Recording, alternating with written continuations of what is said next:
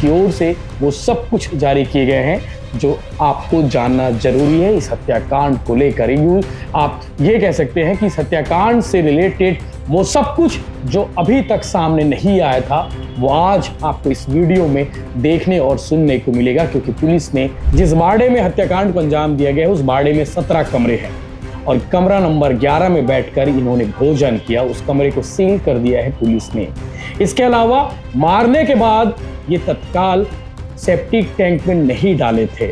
जिला पुलिस अधीक्षक ने कैसे काम किया, जो बीजापुर की जो टीम है उन्होंने कैसे काम किया, वो सिलसिलेवार आज जारी करके इस बात का खुलासा किया है और सीन रिक्रिएशन 2 बार पुलिस करा चुकी है।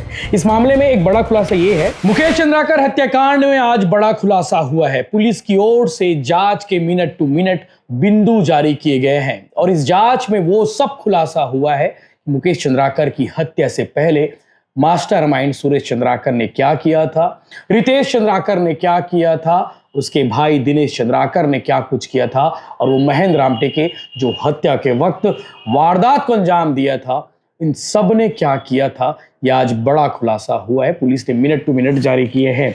इसके अलावा एक और सवाल है, जब हत्याकांड की वारदात को अंजाम दिया गया, जब मुकेश चंद्राकर की हत्या की गई, उस वक्त मास्टरमाइंड सुरेश चंद्राकर कहां था, इस हत्याकांड की साजिश कब रची गई, ये भी आज खुलासा हो गया है। इसके अलावा सीन रिक्रिएशन कराया गया है, उस सीन रिक्रिएशन में भी बड़ा खुलासा हुआ है। पुलिस की ओर से वो सब कुछ जारी किए गए हैं जो आपको जानना जरूरी है इस हत्याकांड को लेकर। आप ये कह सकते हैं कि इस हत्याकांड से रिलेटेड वो सब कुछ जो अभी तक सामने नहीं आया था वो आज आपको इस वीडियो में देखने और सुनने को मिलेगा, क्योंकि पुलिस ने सब कुछ बता दिया है कि 1 जनवरी से लेकर 3 जनवरी और 4 जनवरी तक क्या कुछ हुआ और पुलिस ने कैसे 18 घंटे में इस पूरे मामले का खुलासा किया। उसके बाद सुरेश चंद्राकर तक पुलिस कैसे पहुंची, वो सब आपको इस वीडियो में देखने को मिलेगा। इसके अलावा सुरेश चंद्राकर ने घटना के कुछ दिन पहले बड़ी रकम क्यों निकाला था, ये भी आज आपको पता चल जाएगा कि सुरेश चंद्राकर ने 27 दिसंबर को एक बड़ी रकम क्यों निकाला, वो भी आज आपको मैं बताने वाला हूं। शुरुआत करते हैं 1 जनवरी से। 1 जनवरी को अचानक रात तकरीबन 8 बजे के आसपास मुकेश चंद्राकर के पास फोन आता है। 8:20 से लेकर 8:25 में 2 फोन आते हैं रितेश चंद्राकर के। आपको बता दूं कि ये 1 जनवरी की बात है, लेकिन 31 दिसंबर को भी प्रयास किया गया था मुकेश चंद्राकर को अपने पाले में लाने के लिए। मुकेश चंद्राकर से संपर्क किया गया था कि मुकेश चंद्राकर को बिठाया जाए। जो घटना 1 जनवरी को इन्होंने अंजाम दिया है वो घटना 31 दिसंबर को अंजाम देने वाले थे।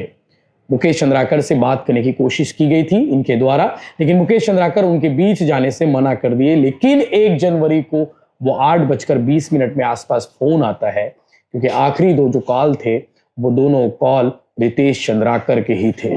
सीडीआर में इस बात का खुलासा हुआ है। इसके अलावा जो घटना घटी है वो 9 से 9:30 बजे के बीच के आसपास की बताई गई है। 8:20 के आसपास मुकेश चंद्राकर उसके बाड़े में पहुंचता है और उसके बाद 1 घंटे तक खाना खाते हैं और उस बीच बहस होती है और बहस के बाद जो प्लानिंग की गई थी कि मुकेश चंद्राकर के सिर पर वार किया जाएगा, मुकेश चंद्राकर के पेट पर वार किया जाएगा, मुकेश चंद्राकर के पीठ पर वार किया जाएगा, वो सब हिस्सों पर ये मारते हैं और मारने के बाद उसके लाश को ठिकाने लगा देते हैं कमरा नंबर 11। जिस बाड़े में हत्याकांड को अंजाम दिया गया है उस बाड़े में 17 कमरे हैं और कमरा नंबर 11 में बैठकर इन्होंने भोजन किया। उस कमरे को सील कर दिया है पुलिस ने। इसके अलावा मारने के बाद ये तत्काल सेप्टिक टैंक में नहीं डाले थे। मुकेश चंद्राकर के शव के पास से उसका मोबाइल रखे, मोबाइल के साथ उसके सामान को रखे और सामान को रखने के बाद ये नदी में फेंक आए थे। लेकिन इस मामले का खुलासा कैसे हुआ ये भी आपको जानना चाहिए। आज स्विच ऑफ होने से पहले जीमेल का लास्ट लोकेशन बाड़ा में ही दिखाया था, चट्टान पारा स्थित बाड़ा में, जहां मुकेश चंद्राकर की लाश मिली है। मुकेश चंद्राकर का लास्ट लोकेशन वही था। उसके बाद जब लोकेशन चालू हुआ, मोबाइल जब चालू हुआ, उसके बाद अलग अलग जगहों में दिखाया गया ताकि पुलिस गुमराह हो सके। पुलिस को गुमराह करने के लिए ये हत्यारों ने ये साजिश रची थी। पुलिस ने इस सिलसिले में आज सीन रिक्वेशन किया है। सीन रिक्वेशन के दौरान इस सारी चीज़ों का खुलासा हुआ है, वो मैं आपको बताने वाला हूँ। कैसे मारने के बाद सुरेश चंद्राकर इस पूरे हत्याकांड को लेकर मॉनिटरिंग करता रहा, पल पल अपडेट लेता रहा और घटना के दिन ये अपने आप को ये बताने की कोशिश में थे कि घटना वाले दिन तो उस स्पॉट पर थे ही नहीं। ये पूरी प्लानिंग के तहत किया गया है। सुरेश चंद्राकर अपने स्पॉट पर नहीं था, यानी कि घटना स्थल पर नहीं था। इसके अलावा रितेश चंद्राकर उस जगह पर था, लेकिन उसका भाई दिनेश चंद्राकर वो भी दूसरी जगह पर था। ये पूरी कोशिश की गई है पुलिस को गुमराह करने के लिए। और बाद में 1 जनवरी को जब पता नहीं चलता है, 2 जनवरी को जब इस मामले को लेकर खोजबीन शुरू होती है रात से लेकर सुबह, और 2 जनवरी को पुलिस को ही जानकारी मिल गई थी, पुलिस को खबर लग गई थी कि इस मामले में हत्यारा कोई और नहीं, उनके करीबी रिश्तेदार सुरेश चंद्राकर है, रितेश चंद्राकर है, दिनेश चंद्राकर है। पुलिस दिनेश और रितेश से पूछताछ करती है, उसके बाद सुरेश को पकड़ने के लिए जुट जाती है। दिनेश पकड़ा जाता है, महेंद्र रामटेके पकड़ा जाता है, ये दोनों पहले पकड़े जाते हैं और उसके बाद रायपुर से पकड़ाता है रितेश चंद्राकर। और उसके बाद शुरू होता है लाश को ढूंढने के लिए, क्योंकि खुदाई की जाती है और खुदाई के वक्त ये तीनों पकड़े जा चुके होते हैं। पुलिस के पास पुख्ता सबूत हो जाता है कि पुलिस को लगता है कि यही इन्होंने ही वारदात को अंजाम दिया है। तब जाकर शव को खोदने का, यानी कि सेप्टिक टैंक को खोदने का काम किया जाता है और शव अंदर वहीं उसी जगह पर मिलता है। ये तो कहानी हो गई। अब आपको मैं बताता हूं कि इस विषय को लेकर आज जो ब्रीफिंग जारी की गई है वो पुलिस की ओर से क्या कुछ ब्रीफिंग है जो आपको आगे जानना चाहिए। ये पहली बार होगा कि पुलिस ने जो एसआईटी का गठन किया है उस एसआईटी की ओर से मिनट टू मिनट, यानी कि एक एक घंटे में क्या कुछ हुआ था इस जांच में, वो सब कुछ आपको पता चलने वाला है। 2 जनवरी के शाम तकरीबन 5 बजे के आसपास मुकेश चंद्राकर के संबंध में खबर आती है कि 8 साढ़े 8 बजे से वो लापता है। उसके बड़े भाई युकेश चंद्राकर और कुछ पत्रकार साथी थाना आकर रिपोर्ट दर्ज कराते हैं। पुलिस ने रिपोर्ट दर्ज करने के दौरान संक्षिप्त में पूछताछ को, इस मामले को गंभीरता से लिया और संवेदनशीलता को देखते हुए एसपी बीजापुर डॉक्टर जितेंद्र यादव को इसके बारे में सूचना दी जाती है, बताया जाता है। उनके द्वारा तत्काल गुमशुदगी की रिपोर्ट दर्ज की जाती है और साइबर सेल से लेकर अतिरिक्त अधिकारियों को इस जांच में लगाया जाता है। पुलिस टीम द्वारा मुकेश चंद्राकर के सभी नंबरों के लोकेशन को लाने का प्रयास किया जाता है, लेकिन सभी नंबर उस वक्त बंद आ रहे थे। लास्ट लोकेशन चेक करने पर नंबर अलग अलग, जैसे नुकनपाल और जांगला सेक्टर जो भैरमगढ़ की ओर जाता है उस इलाके में दिखाया गया।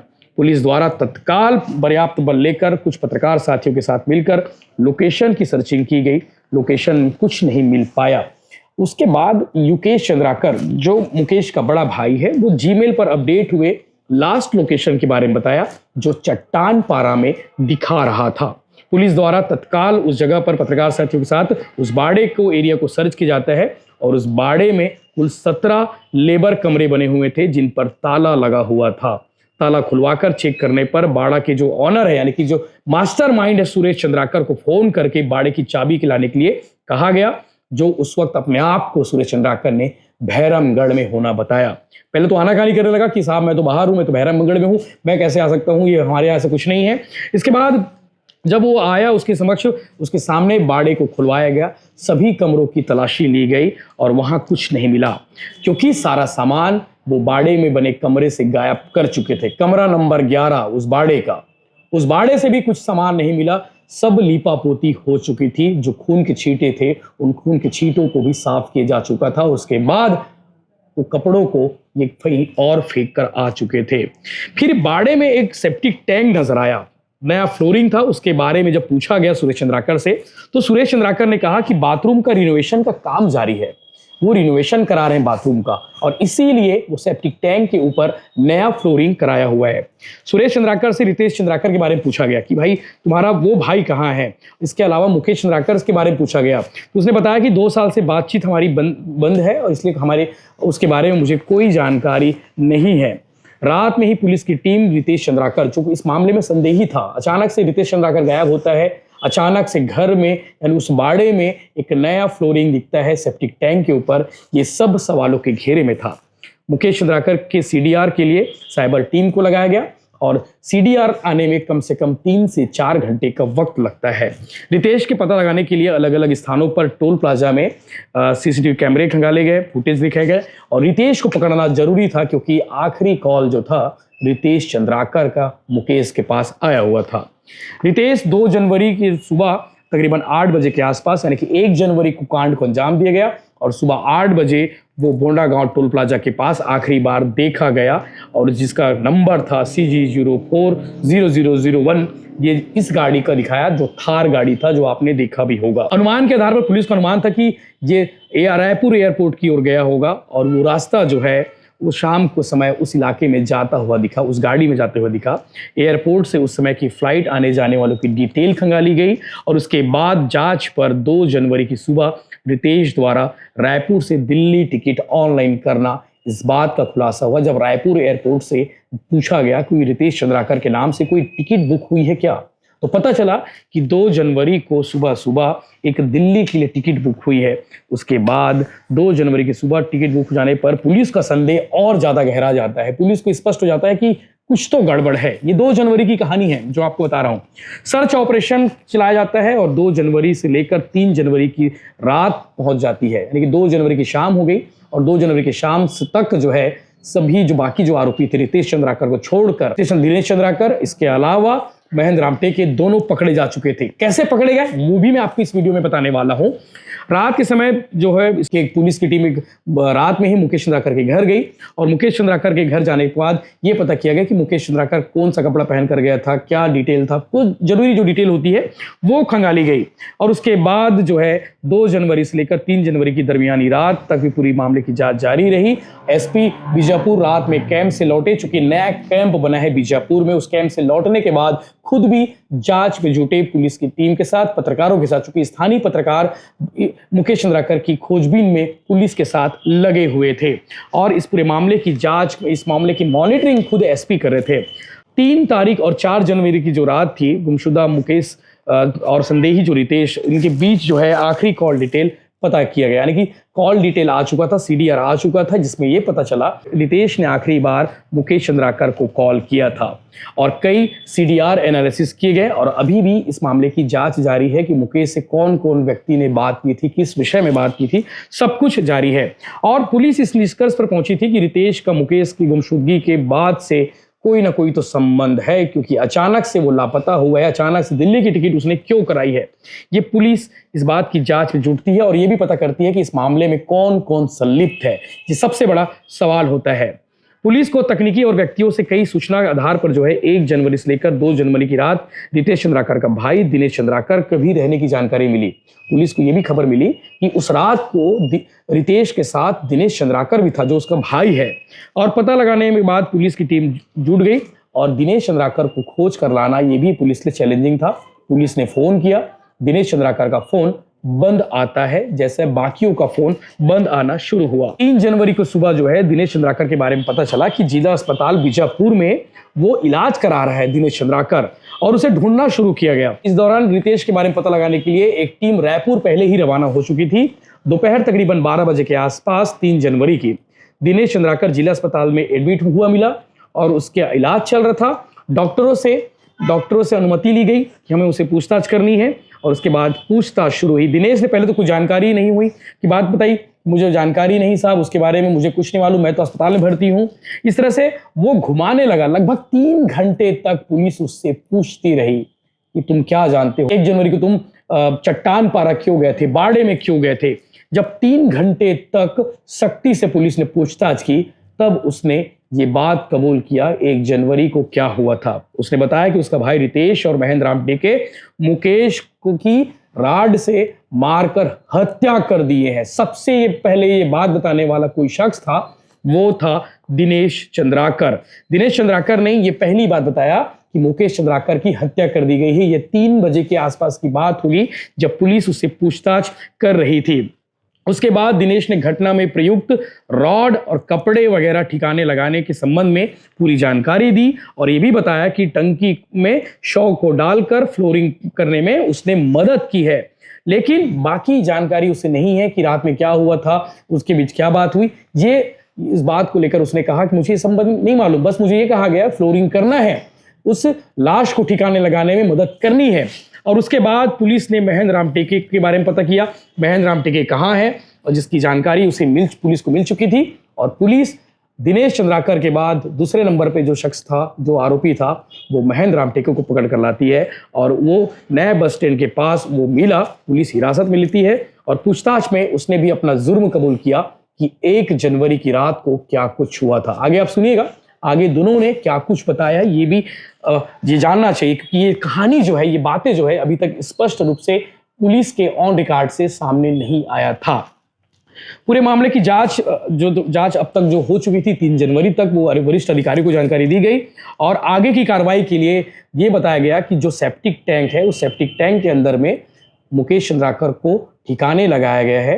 अब उसे खुदाई करनी है तो उसके लिए मजिस्ट्रेट से अनुमति ली गई, जिला प्रशासन को इसके बारे में जानकारी दी गई, नगर पालिका परिषद की टीम को बुलाया गया, पूरी टीम, पूरा अलग अफसर, पूरे सारे अधिकारी, पूरा प्रशासन, अमला पहुंच गया।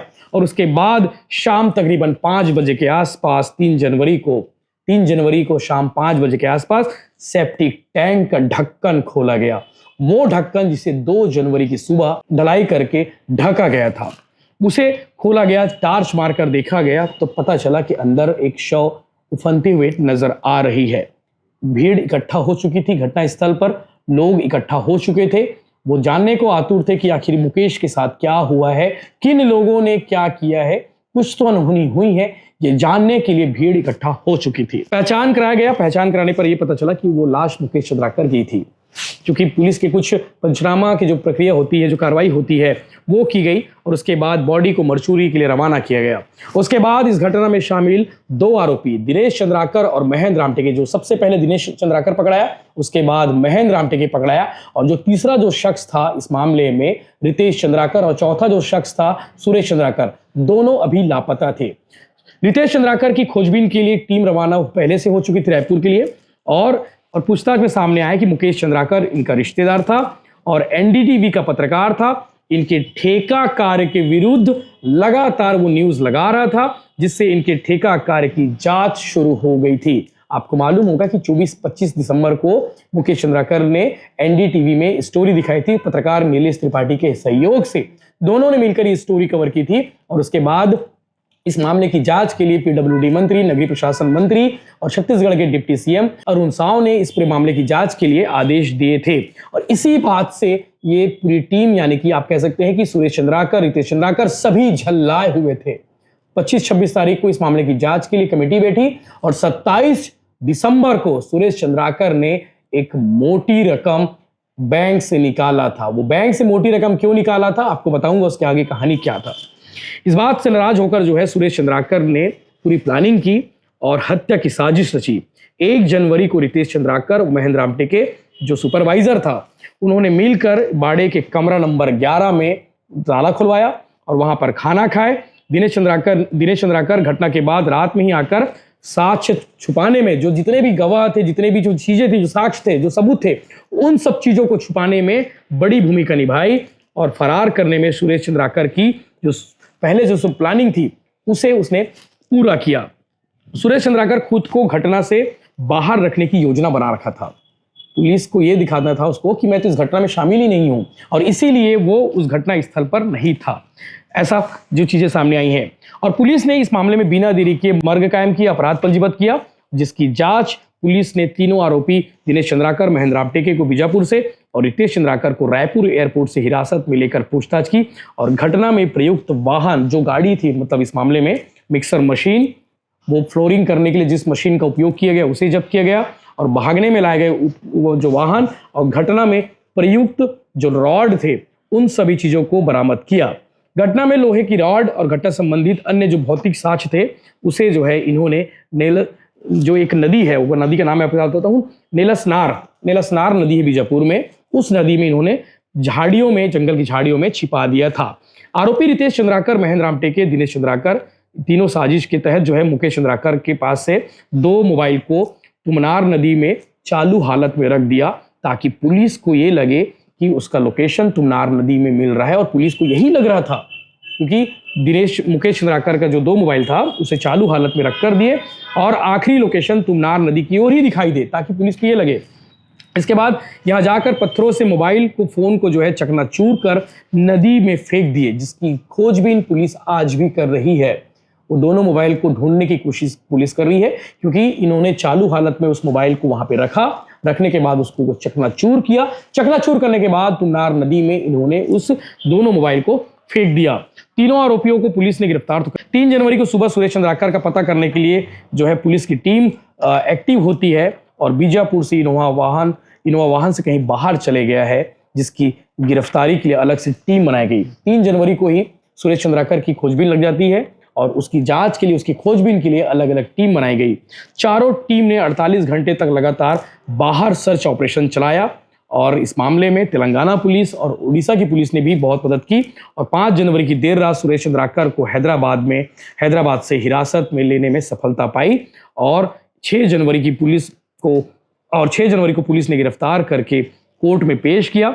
सुरेश चंद्राकर से पूछताछ में उसने बताया कि मुकेश चंद्राकर रिश्तेदार लगता है। जब पुलिस ने पूछा कि तुमने इस हत्याकांड की साजिश क्यों रची, इस हत्याकांड को अंजाम क्यों दिया, तब सुरेश चंद्राकर ने बताया कि वो रिश्तेदार लगता है। उसके बाद भी अपने चैनल में उसके खिलाफ, यानी कि सुरेश चंद्राकर के खिलाफ न्यूज लगा रहा था। इसकी जांच शुरू हो गई थी और इसी से वो बेचैन हो गया था और इसीलिए उसने मुकेश चंद्राकर को मरवा दिया।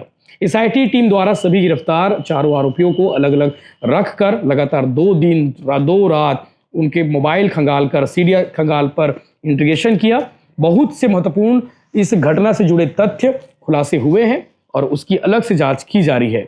जांच के दौरान एसआईटी टीम ने घटना स्थल का 2 बार सीन रिक्रिएशन कराया है कि किस तरह से इन्होंने कमरा नंबर 11 में रहकर वारदात को अंजाम दिया, किस तरह से इन्होंने मुकेश चंद्राकर के फोन को चकनाचूर किया, किस तरह से मोबाइल को नदी में फेंका, किस तरह से मुकेश चंद्राकर के सामान को इन्होंने ठिकाने लगाया।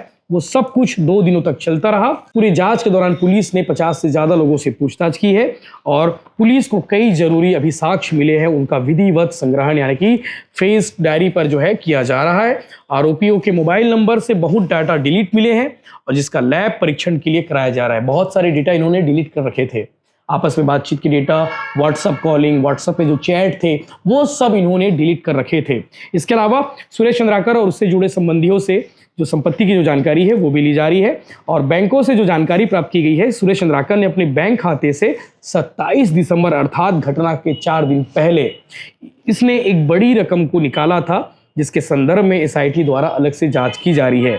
वो अलग जो पैसे जो थे, उस बड़ी रकम जो थी 27 दिसंबर को इसने निकाला था ताकि घटना को अंजाम देने के बाद, वारदात को अंजाम देने के बाद वो भाग सके आसानी से, ताकि वो पैसे उसके काम आ सके। इसीलिए उसने वो पैसे, एक बड़ी रकम लाखों रुपए उसने निकाल रखा था। पुलिस के जांच के मुताबिक मुकेश चंद्राकर की हत्या की साजिश सुरेश चंद्राकर ने अपने भाइयों के साथ मिलकर 4-5 दिन पहले ही रच ली थी। यानी कि जो साजिश थी वो 4 दिन पहले ही रची गई थी और सभी आरोपियों को जेल में दाखिल करा दिए गए हैं और उनका रिमांड 15 दिन पर लिया गया है और पुलिस इस मामले की जांच में जुटी हुई है, लगातार जांच कर रही है। इस मामले को लेकर जो है और भी खुलासे होने बाकी हैं। इसके अलावा आपको बता दें कि इस मामले में जो है, तो ये थी हत्याकांड की पूरी कहानी, मुकेश चंद्राकर हत्याकांड की, जिसे जानना आपको बहुत जरूरी था। पुलिस ने मिनट टू मिनट जो एसआईटी बनी है, उस एसआईटी ने कैसे काम किया, जिला पुलिस अधीक्षक ने कैसे काम किया, जो बीजापुर की जो टीम है उन्होंने कैसे काम किया, वो सिलसिलेवार आज जारी करके इस बात का खुलासा किया है और सीन रिक्रिएशन 2 बार पुलिस करा चुकी है। इस मामले में एक बड़ा खुलासा ये है कि 3 से 4 दिन पहले ही सुरेश चंद्राकर ने मुकेश चंद्राकर की हत्या की साजिश पहले ही रच ली थी और 31 दिसंबर को भी कोशिश की गई थी मुकेश चंद्राकर की हत्या करने की, लेकिन मुकेश चंद्राकर किसी वजह से उनके बीच नहीं जा सका और 1 जनवरी को वो इनका शिकार हो गया।